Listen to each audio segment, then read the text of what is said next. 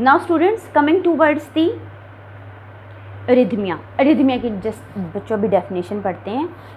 अभी पिछले लेक्चर्स में मैंने आपको बताया कि हार्ट में इम्पल्स जनरेट होगी, एसए नोड से इम्पल्स जनरेट हुई, एसए नोड से होती होती कहाँ तक पहुँच गई जी, अल्टीमेटली आपके वेंट्रिकल्स तक।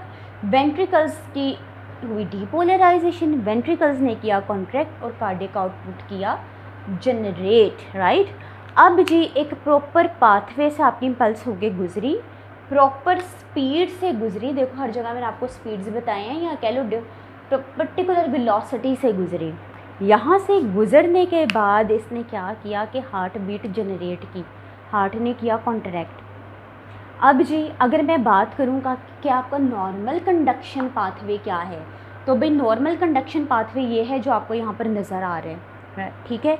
अब रिदमिया कैसे होगा, सबसे पहले रिदमिया की डेफिनेशन देखो जो आपके लिपिनकॉट के टेक्स्ट में लिखी गई है। दिस इज डिसफंक्शन, कोई फंक्शन है जो डिस्टर्ब हो गया है, जो कि ऑल्टर हो गया है। किस किस्म का डिसफंक्शन हुआ है? According to book there is dysfunction of impulse. Impulse का किस किस्म का डिसफंक्शन हुआ है?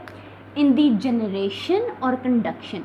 या तो इम्पल्स एसए नोड या साइनस से जनरेट नहीं हुई बल्कि कहीं और से जनरेट हो गई है, तो ये आगे इम्पल्स जनरेशन का डिसफंक्शन, या फिर इम्पल्स कंडक्शन का डिसफंक्शन।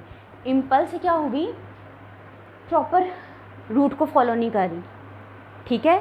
या फिर मैं एक और पॉइंट ऐड कर सकती हूँ, there is a dysfunction of conduction velocity, इस वेलोसिटी से प्रोपेगेट नहीं हुई, ठीक है।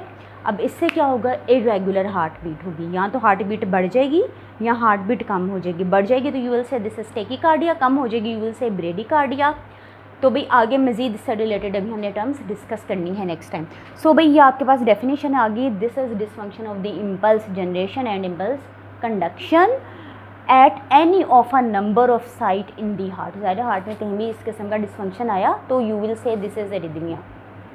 तो यहाँ से मुझे पता चल गया there is abnormality in the cardiac rhythm in arrhythmia. Rhythm को रिप्रेजेंट कर रहा है। तो आसान अल्फाज में मैं कह देती हूँ कार्डियक रिदमिया क्या है? There is irregular heart beat, right, irregular rhythm of the heart, ठीक है। अब इसका क्या मतलब हुआ बच्चों? देखो नॉर्मल कार्डियक रिदम में क्या था, आपका जो हार्ट रेट है दैट मस्ट बी एवरेज। एक एडल्ट का हार्ट रेट कितना होना चाहिए? From the 60 to 100 beats per minute. देखो BPM बीट्स पर मिनट। अगर इससे कम हार्ट रेट होगा या इससे ज़्यादा हार्ट रेट होगा तो आपका patient is suffering from the arrhythmia, right. अगर तो रिदम या इम्पल्स ऐसे नोट से जनरेट नहीं हो रही, कहीं और से जनरेट हो रही है, then this is also arrhythmia. Rhythm disturb हो गया, रिदमिया हो गया, ठीक है। अगर कंडक्शन पाथवे, ये जो कंडक्शन पाथवे मैंने आपको बताया था ऐसे नोट से लेकर वेंट्रिकल्स तक, ये प्रॉपर कंडक्शन पाथवे नहीं चला तब भी आपके पेशेंट को रिदमिया है, राइट। और अगर प्रॉपर कंडक्शन वेलोसिटी से नहीं चला तब भी आपके पेशेंट को रिदमिया है। सो जी जब भी आप डिफाइन करोगे कि रिदमिया की पॉसिबिलिटीज़ क्या हैं, रिदमिया के की पॉइंट्स क्या हैं, यू मस्ट रिमेंबर दीज 4 की पॉइंट्स। रिदमिया सिर्फ हार्ट रेट बढ़ जाना नहीं है, ठीक है, हार्ट रेट कम भी हो सकता है, हार्ट रेट ज़्यादा भी हो सकता है। So in the next lecture we will start dysrhythmia in detail.